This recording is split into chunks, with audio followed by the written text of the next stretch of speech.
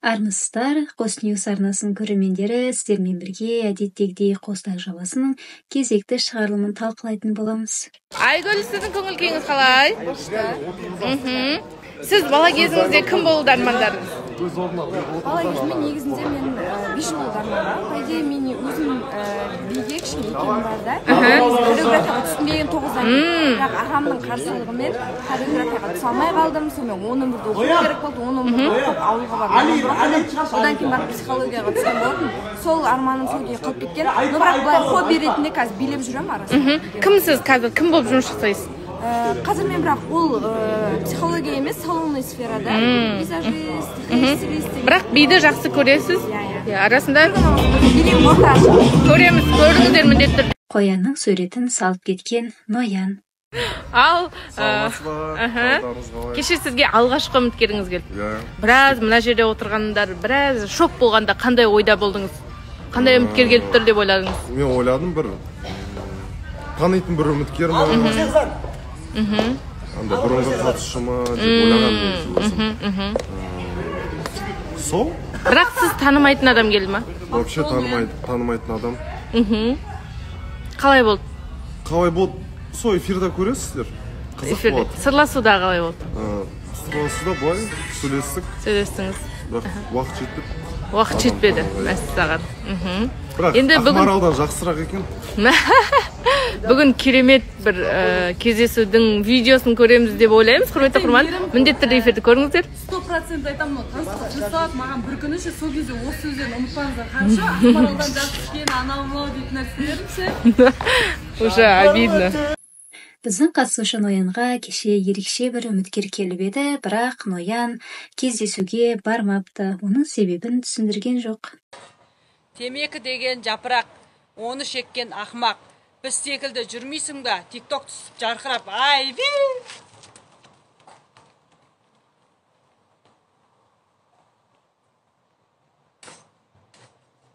Үміткердің ұнамағаны айдан анық, бірақ Ноянға қандай қыздардың ұнайтынын біліп алдық. Ол маған Арина сияқты сары қыздар ұнайды деп айды аспаннан бір-ақ шығарды. Ал барлықтарыңызға қайырлы таң, қалайсыздар? Бүгін біз эфирдамыз, бүгін бізде той, үлкен дүбірлі той болайын деп тұр. Эфирді обязательно көріңіздер. Барлықтарыңызға сәттілік. Ноянның бұл сөзі әрине Тимурға ұнаған жоқ. Ол Аринамен отырған орнында ұрсып кеткен секілді. Ассалаумағалейкум, баршаларыңызға қайырлы күн, күндеріңізге сәттілік. Бүгін Қослайықтың төрінде той. Сол себепті бүгін 14:30-да бізбен бірге болыңыздар. Обаш, не болып жанып жатырмын мен? В общем, сөйтіп сәл жанғаным бар екен камерада. А так бізбен бірге болыңыздар. Бүгін прям краш пен крашиха болайын деп тұр ғой. Ноян мен үміткерінің таныстығы тоқтады. Сол таныстық тоқтауы сол еді. Қатысушы Әли жаңағы үміткермен бірге танысып көруге өзінің ұсынысын білдірді. Сонымен Әли мен қара қатын лақап атымен танымал болған Гүлнара екеуінің таныстығы басталып кетті. Құрметті оқырмандар, бүгін Әли Ноянның үміткерімен таныстық тоқтаған кезде Ноянның үміткері Әлиге танысып көрейін деп қыз өзі айтты, ұсыныс тастады. Сөйтіп таныстық жалғасты, танысып көрем дедім. Енді бұл жерде бәріміз ниетіміз сол танысуға, үйленуге келген соң танысып көрем дедім. Мүмкін осы жолы жолыңыз болып кететін шығар, иә? Сіз енді жақсы бір кездесу жасайды деген үміттеміз, иә? Мәссаған. Ертең енді тағы айтып жүрмеңіз, бізде ертең той. Тойдан кейін қандай керемет кездесу болды, бәрін бірге білеміз, иә? Зарина жобаға оралды. Жобаға оралғаны сол еді. Сатдәулет екеуінің арасындағы түсініспеушіліктер сол арада пайда болды, және де қатысушылармен ұрыс бас салып кетті, оралмай жатып.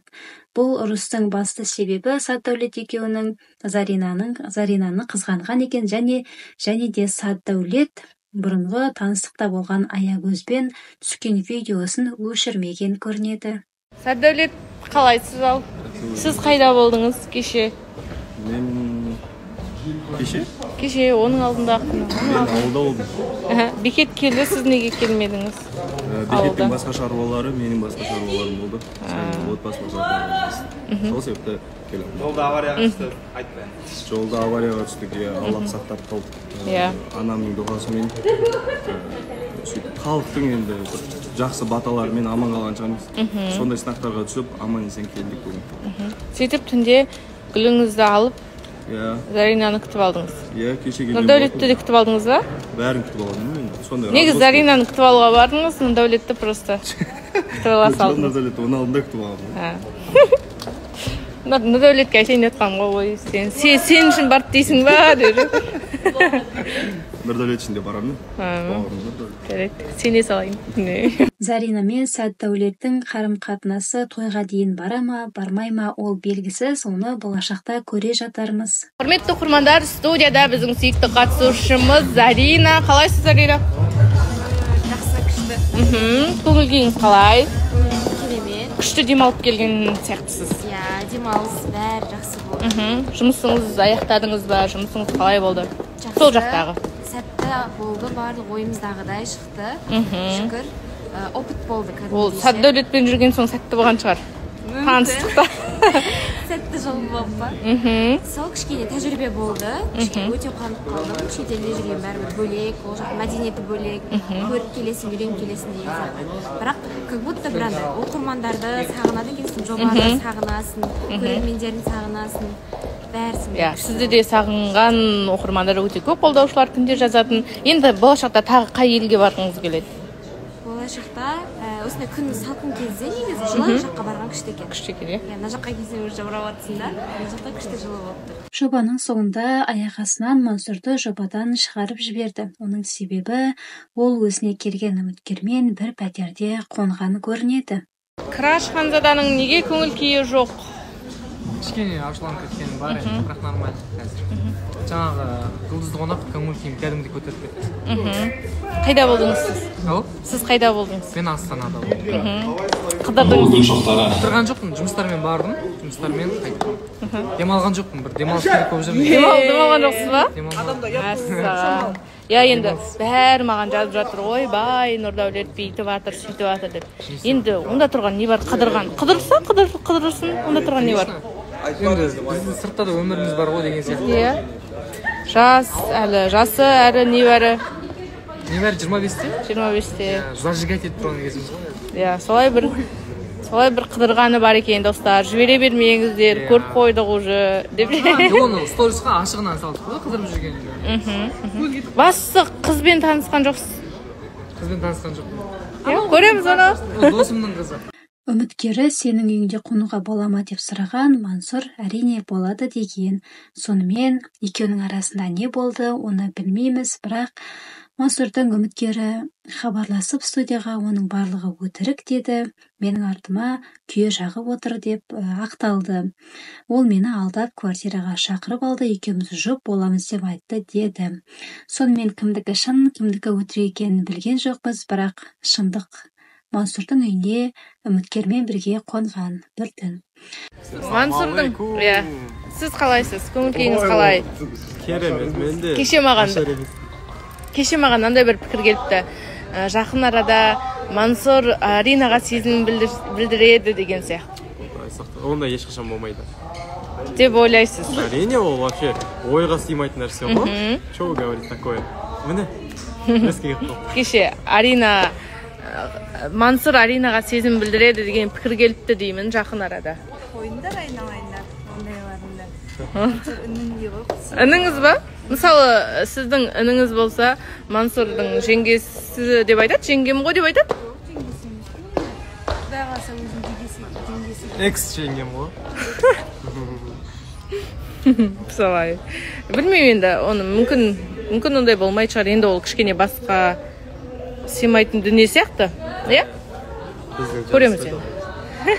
Сонымен жоба осындай оқыс оқиғаларға толы болды. Видео ұнаса лайк басыңыз, комментарий қалдырыңыз және каналға тіркелуді ұмытпаңыз. Соңына дейін көргендеріңіз үшін көп рахмет. Амандықта жүздескенше. Мәссаған, не деп көбірлеп атсыз? Көңіл күйіңіз бәрі жақсы ма, орында ма? Жақсы. Сіз бала кезіңізде кім болуды армандадыңыз? Білмеймін. Әнші болуды. Әлі күнге дейін армандаймын негізі. Әнші болуым келеді. Армандайсыз. Өлең айтқым келеді. Аха. Мамау деп ше. Бірақ ән айтып жүрген жоқсыз қазір. Ән айтып жүргенде ән айтамын ғой негізі. Айтасыз ба? Айтыңызшы, бір ән айтыңызшы. той түсіргенін көрдің ғой. Шөліңді басар, сен менің кәусар бұлағым. Арманыңызды өзгертесіз-ау. Әлде өзгертпейсіз ба? Өзгертпеймін, до конца до того, пока смерть не разлучится. Қандай Асаба бола бересіз, әнші болам дейді. асаба бола берші, әдемі жүр. Той жақсы жүргізеді, лучше асаба бола берсін. Харизмасы күшті ғой, как раз асаба бола. Мәссаған. Айгүлдің маған ойы бар. Мила, как мила десең. Эдуарда, сіз қалайсыз? Көңіл күйіңіз қалай? Бәрі жақсы, кішігірім көңіл күйім тұр. Жігітім ауырып қалды. Ойбу, ертең той, сіздің жігітіңіз ауырып қалды. Қалай болар? Бүгін емдеп жазу керек болып тұр енді. Сіз бала кезіңізде кім болуды армандадыңыз? Айтсам күлесіздер. Айтыңыз енді. Баяғыда диктант жазатын едік, мазмұндама деп. Бұл кезде білмейміз ғой енді, ауылда тұрамыз. Дәптеріме жазып отырмын да, короче, диктант мазмұндама болған кезде. Өскен кезде кім болғым келеді деген ба, бір шығарма жазған тұрмыз ғой. Өскенде автобус болғым келеді. Автобус? Бұны 4 дөңгелек салып алып аяққа барғым келген білмеймін енді. Сөйтіп жазған мәнісінде қалып қойды. Қазір бірақ автобусқа да мінбейсіз, бизнес класспен жүретін қыз болып шықтыңыз, иә? Мәссаған. Бірақ енді өсе келе модель әнші болуды армандадым. Бірақ бәрібір қандай болса да халықтың алдында жүруді армандадым. Бұл нәрселер орындалды деп ойлаймын. Мен әлі де орындаймыз бұйырса. Иә, алда уақытта көресіздер әлі талай. Сен де қайырсың Ал, ба? Ақерке, Берсеңдерші достар. сіздің сержаныңыз қайда? Қазір барамын. Неге сержаныңыз жоқ? Шаралары шығып қалып, Ақерке бала күнде кім болуды армандады? кім болды, армандамадым. Сол бір. Ең қатты армандағым әнші болу шығар. Сосын мен еще модель болуды армандағам. Біздің студияға әншілер мен актриса, модельдер жиналып қалған сияқты бір. Бала кезімдегі емес, сүйді армандағым. Сөйтіп кім болып шықтыңыз? Достар қатысушысы. Пендемін де айтамын. Мамандығыңыз бойынша? Мамандығым ағылшын тілі мұғалімі. Иә, мұғалімсіз ғой сіз. Сіз қазір осы оқып жатсыз ба, әлде бітірдіңіз ба? Мен оқуымды бітірдім. Қанша жыл болды бітіргеніңіз? Осы жылы мен дипломым әлі университетім жүр жатыр. Иә. Бітірген, иә, бірақ дипломы жоқ. Айнұр? Ау? Айт дейді. Сіз Бекеттің айтқанымен жүресіз ба дейді. Неге онда Садәулет сіздің айтқан пікіріңіз үшін Бекетке өзің бірдеңе қыл деп жатыр? Білмеймін. Айтқан қылас па негізі Бекеттің? Жоқ. Мән беріп жатқан жоқ. Өз бетіме отырмын ғой. Мен ортада бұнымен сөйлесетін уақыт болмай. Мына жаққа кіріп кеткен ғой, білесіздер ғой, мен тақырыптарды дұрыстап. Сіздер қазір доссыздар ма? Сыйластықтамыз. Ол қалай сыйластықта? Сәлем, пока.